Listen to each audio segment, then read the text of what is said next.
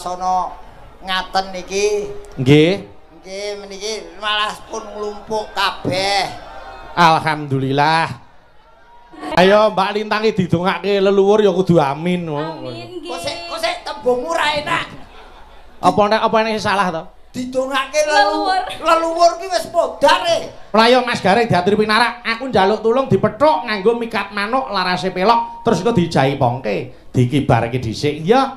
Ayo kene. Monggo Mas Gareng, pinarak wonten mriki. Monggo kula dherekaken. Iya, Sok.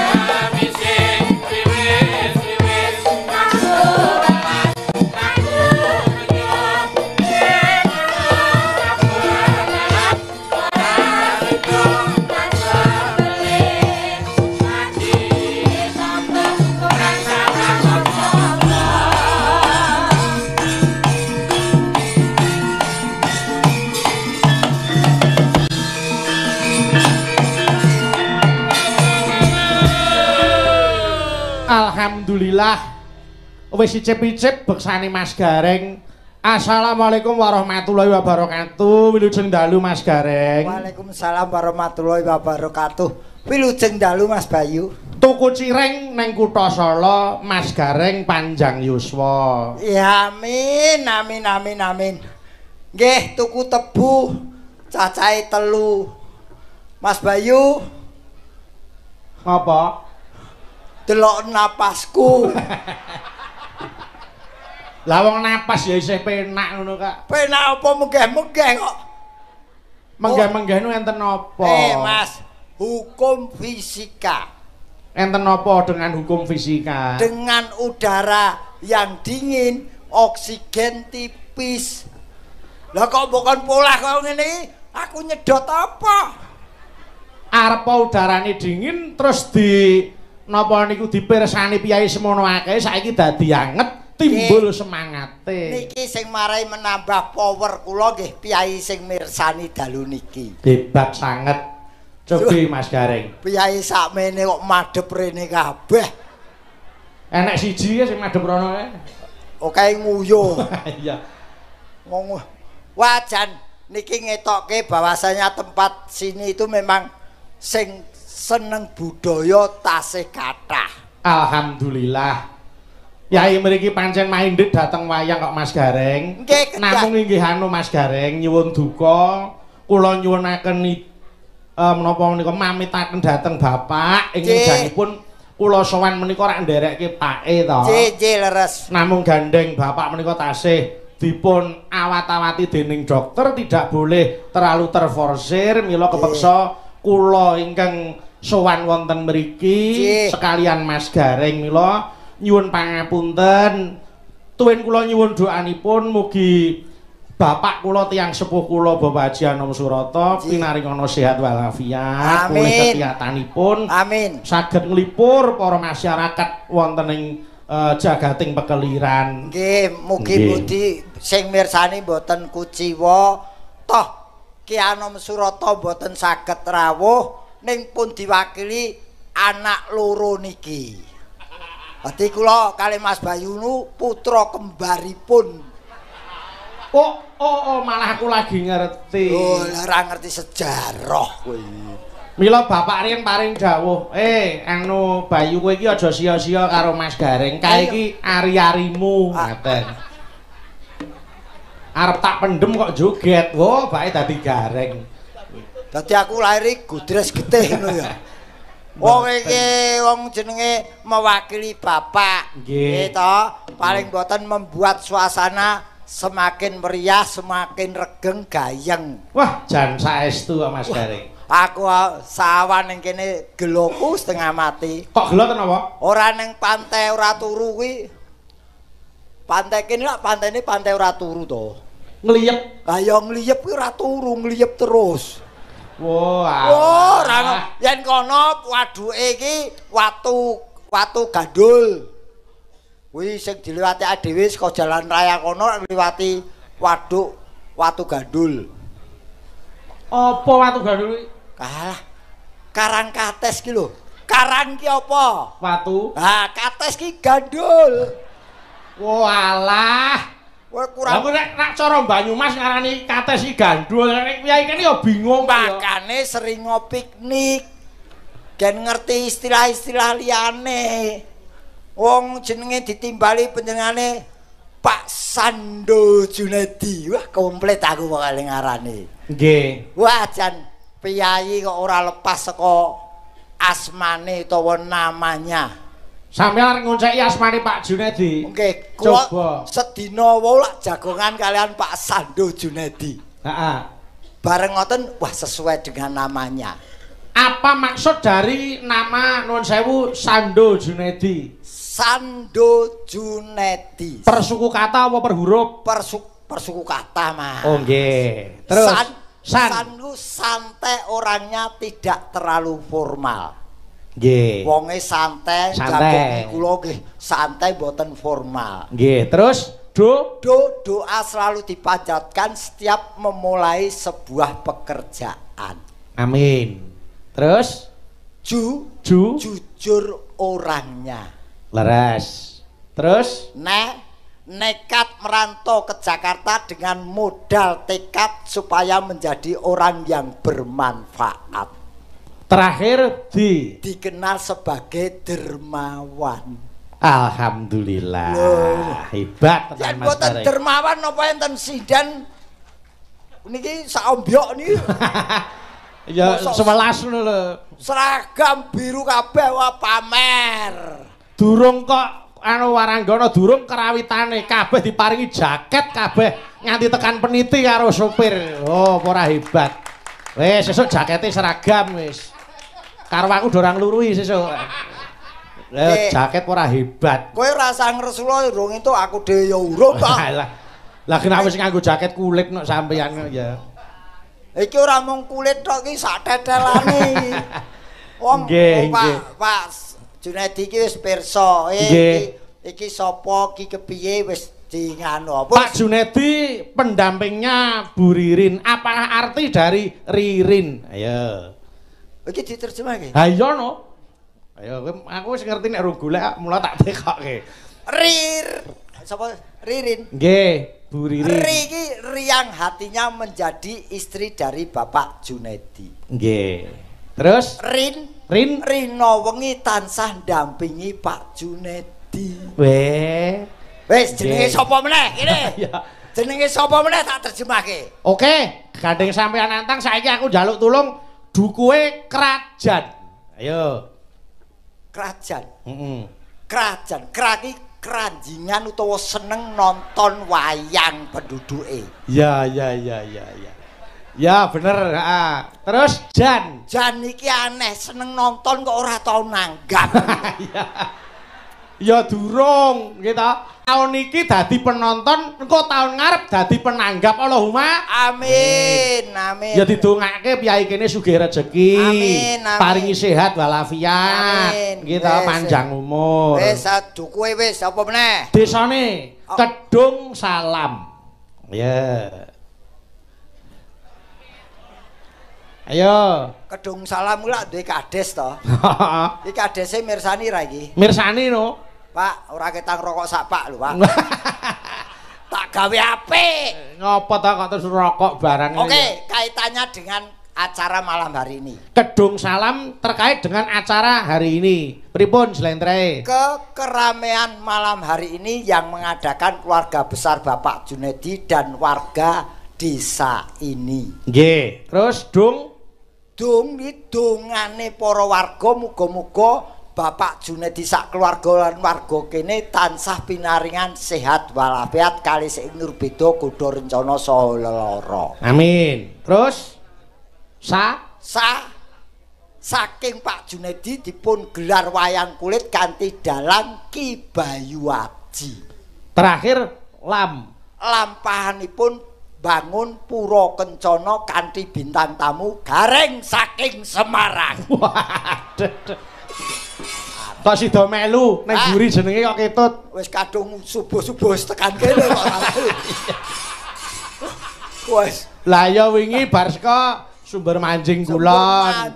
Ora mulih bablas rene. Wah jan kok kaya ditata. Awake dhewe iki termasuk tamu nekat lho. Lah kok tamu nekat? Sing duwe omah ora ngerti ketamon wong sakmenake. Ana sing diguang rono.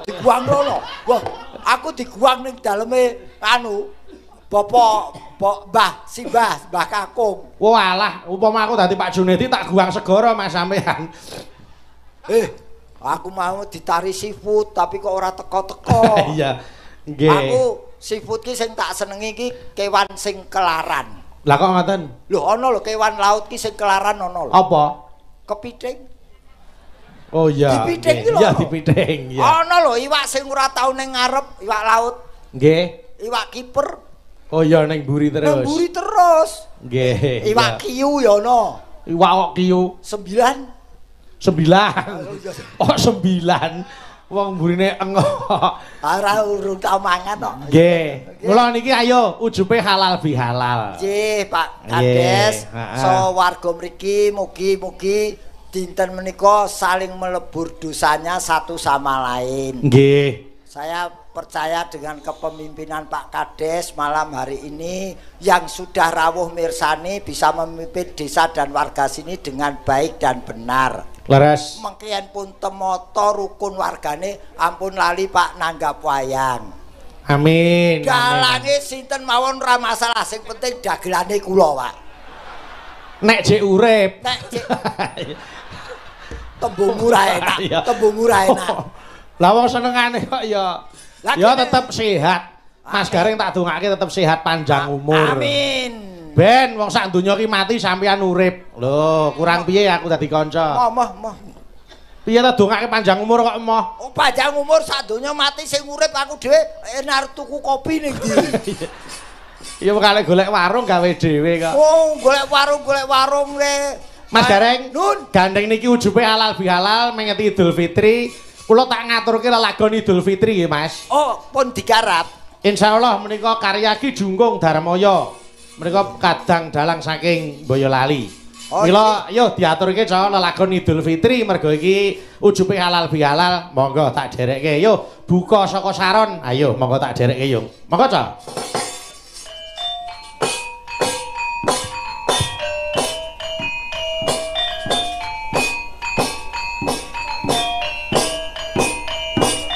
Yuk. Bareng.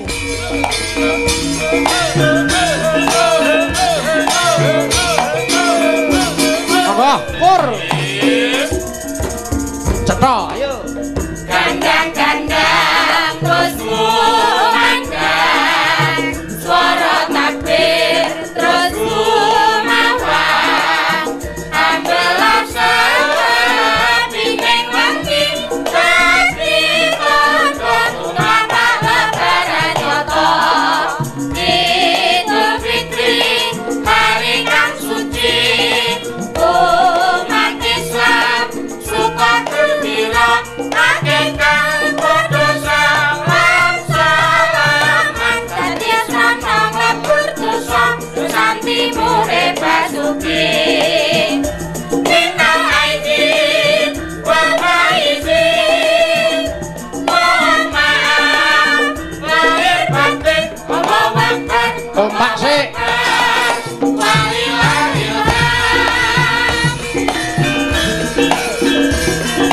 Yo, takbir, ayo. Mas Dedi. Allahu Akbar, Allahu Akbar, Allahu Akbar. La ilaha illallah, wallahu akbar. Allahu akbar walillahil hamd. Yo.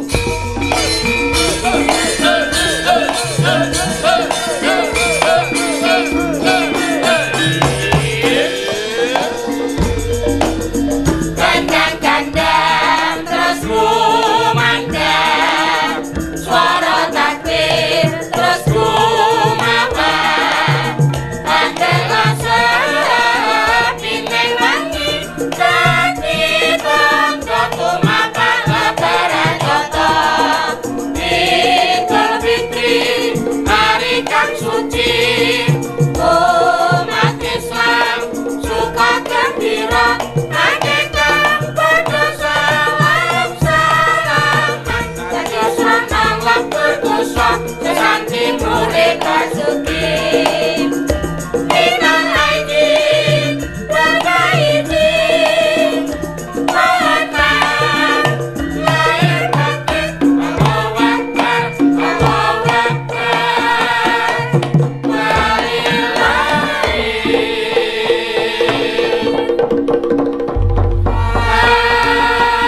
Alhamdulillah sampun katur Mas Gareng. Nggih, kanthi halal bihalal lineburna sedaya kalepatan dedosa lahir lan batin. Leres. Kabeh ki apa to sing digoleki yen ora apura ing ngapura. Leres. Ana pinggeting rasa antarane tangga siji lan sijine. Napa, Mas? Aja dilestarekke ning kudu ndang diilangke. Cocok. Nggih mboten. Napa-napa niku wong jenenge menungsa yen isih urip mesti kedunungan salah lan dosa. Apes murka lali niku sandangane menungsa. Betul. Mula kabeh niku becike tinimbang ngoreksi kekurangane wong liya luwih becik kita introspeksi diri, mawas diri ndandani awake dhewe karep ben saya becik. Leres, Mas, leres. Nggih Mas Gareng. Tidak saling menyalahkan tapi saling memaafkan. Inggih. Awang ya anu napa niku piyayi niku nek wis apura ing ngapura ki wis atine ya lega, ora ngregeti pikiran, ora marake penyakit. Boten ganjel teng ati. Betul. Nggih. Mas Gareng. Nun. Menika gandeng bintang tamu akeh banget. Yo mbaka siji diaturke. Ki ditanjakke, Mas. Ayo mesti no. Mumpung niki nggih swasanane sik swasana ngaten niki. Nggih. Nggih meniki malah pun nglumpuk kabeh. Alhamdulillah. Sampun kepareng sowan sedayanipun. Nggih. Menika mbak-mbak waranggana yang sedang naik daun kabeh. Nggih, naik daun bangsa ular keket dadi naik daun. Ya ora kok ya nggih. Bakune nembe dipun tepang kalian para penonton. Leres. Nggih. Menika anu Mas Gareng aku tak nyuwun tulung sik. Sinten Mas? Menika saking panjenenganing Bapak Junedi ngatur para warga Kedung Salam minal aidin wal faizin. Banyak salah kami sekeluarga mohon maaf yang sebesar-besarnya. Nggih. Menika ngersakaken lagon Podang Kuning dening Mbak Lintang Kairo. Wah. Iki bintang tamu sing adoh papane. Kok adoh papane piye? Adoh asale Kairo. Oh iya, Kairo. Wis lintang saka Kairo sisan ya ta. Kentip boy bocah iki. Nggih, heeh. Iki bocah kene. Mbak Lintang, ayo mriki Mbak Lintang Kairo monggo jumeneng nyedaki Mas Gareng kene Mataram Mas Anggit.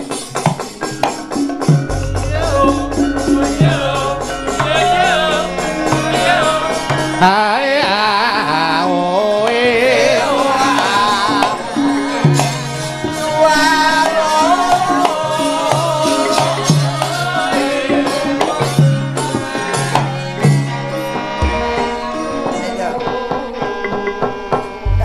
Ora ngira bocah kaya pring ngene kok sik kondange Pripun to? ngarane kaya pring maksudnya piye? Lah iki lho bocah cilik jlirit Lah kula emang pawakane nggih ngeten iki lho Pak De. pawak Pawaan. Pawaan ki ora iso ninggal sekolah ire. Nggih. Sing penting nadyan cilik sehat ya, Dok. Sehat Pak De, alhamdulillah. Sik. Dimene ditepung piyai kene jenengmu komplit sapa, Dok? Nggih saderengipun ngaturaken sugeng dalu kagem para bapak ibu sedaya, Masya Allah. Niki kula takjub sekali, penontonnya sangat banyak Pak De. Penontonnya uang kok banyak. Maksudnya niku Akeh banget ngono lho. Banget ngoten lho Pak De. Lagi ampun banyak. Lah nggih awet saking mrika wau sampun. Iki ora mung saka desa kene, uga desa tetangga padha mirsani, bahkan di luar kecamatan pun sama. Saka Blitar enek, saka Surabaya enek. Lengkap sangat nggih, Mas. Saka Jember enek. Dadi iki cucuk karo Pak Junedi ling gelar tontonan. Amin. Iya no. Alhamdulillah. Nggih, jenengmu sapa jenengmu? Kula Lintang Kairo. Komplite. Lintang Kairo. Tok. Wis tok. Tok. Lintang Kairo wis komplit kuwi. Sakjane wonten lho Pak De. Apa? Dulu niku namanya Ubay Lintang Fatma Ruhari Nala Khairun. Panjang tuh Pak De. Wis kuwi wae Lintang Kairo wae. Lintang Kairo ta? Sing dawa angel ora tuwa. Lintang Kairo lintang ki lincah bocahe tanggapane rame. Nah, masa lho Pak De? Lho kok iki karya Amin ngono. Amin, matur suwun. Ayo Mbak Lintang iki didongake leluhur ya kudu amin. Amin nggih. Kok sik tembungmu ra enak. Apa nek salah to? Didongake leluhur ki wis podar e. Ha niku rak pikiran sampeyan sing kula karepke piyai sepuh sing luhur bebudene ngaten lho. Sepuhe ngoten lho Pak Ya De, yo panjenengan. pilih sepuh ngono kok leluhur. Nggih. Kok senengane. Ora ya padha to Pak De. Ya ora beda. Anu Lintang isih Nggih. sekolah, Nduk, sayang. Tasik kelas tunggal SMA samenika. SMA pundi Mbak Lintang? SMA 1 Puncu Mas Dalang. SMA 1 Puncu. Lah, dadi mau dipirsani Bapak Ibu gurune ben bangga, SMA-ne ya ben bangga duwe murid yang berprestasi kaya Mbak Lintang Kairo. Matur sembah nuwun. Tibake aku ya wis tuwa ya. Jebul biyen ki sik mentik-mentik saiki SMA ya wis ora apa-apa, sing penting sekolahe ditutuke, karier tetap berjalan tapi sekolah tetap ditempuh dengan baik dan benar. Iki ana pundutan lagu. Nggih, Mbak Lintang. Saka Bapak Junedi. Nggih, saking Pak Jun ngersakaken Podang Kuning. Nggih. Ya dibawani sik kaya ngapa suarane. Wah, Bapak Jun nggih tasik lenggah. ayo jelas ngaten. Ingkang pundi? Sugeng dalu Bapak Jun. Alhamdulillah panjenengan niki tasik pinarak lenggah. Ayo Pak Jun niku nek mirsani ringgit iki mesti nutuk, Nduk. Nutuk nadyan mau esuk tanine ya didadak Mergo ketamon iki. Juragan iki. Lah nggih to. Saiki isih tanggung jawabnya itu sangat besar sekali loh. Betul. Iki ape bawane apa, Dik? Pedang kuning. Nggih, dibawani yo gawane no, pedang kuning. Monggo, iya Pak Nita. Monggo. Nadian wujud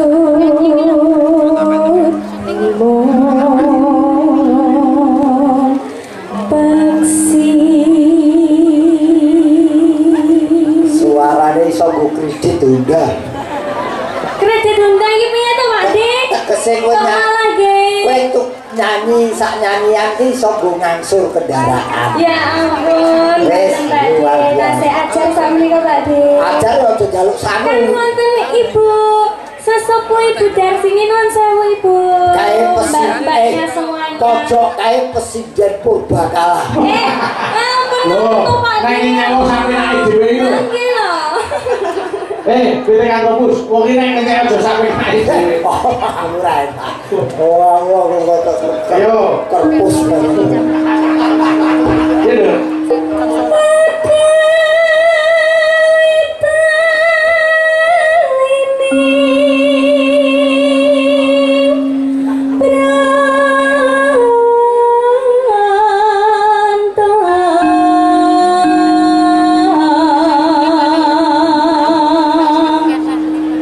Diucapkan ugi Pak Dik. Kula dereng maaf-maafan kalih piantun pundi?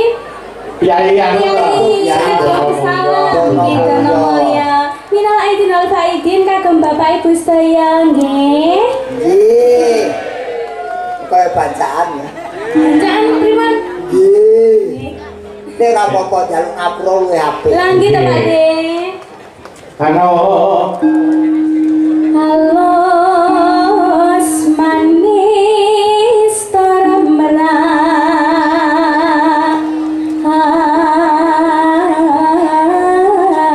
hati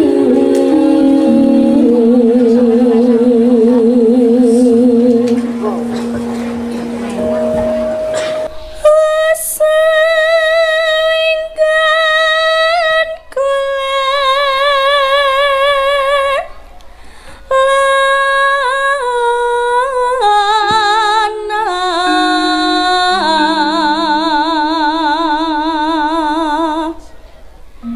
golek isi podang jenar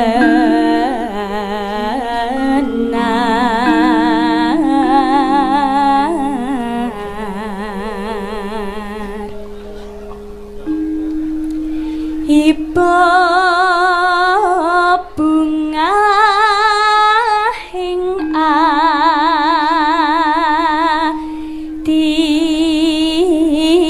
atiku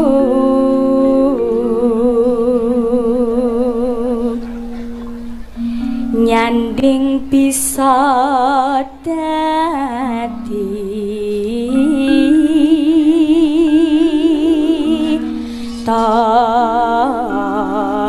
tombo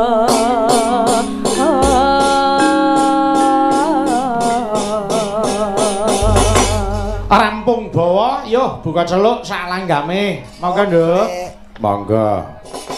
Isa awan ning omah wis ora krasa luyuran anggone isih ngenas sayang padahal terangganku ngeli ora krasa isa awan nganti bengi